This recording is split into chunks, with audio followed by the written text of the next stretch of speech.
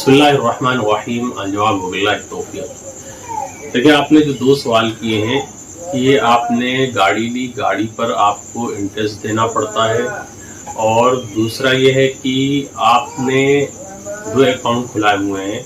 एक में आपको इंटरेस्ट मिलता है और एक जिस अकाउंट से आपने फाइनेंस कराया है उसमें आपको जो है इंटरेस्ट देना पड़ता है।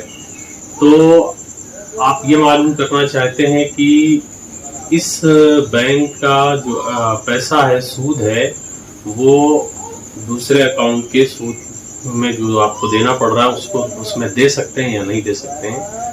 तो देखें, यहाँ पर ये मसला ये है कि आप ने जिक्र भी किया है कि दोनों बैंक हमारे सरकारी हैं। तो सूद का मसरफ ये है कि असल मालिक को अगर लौटाना मुमकिन हो तो उसको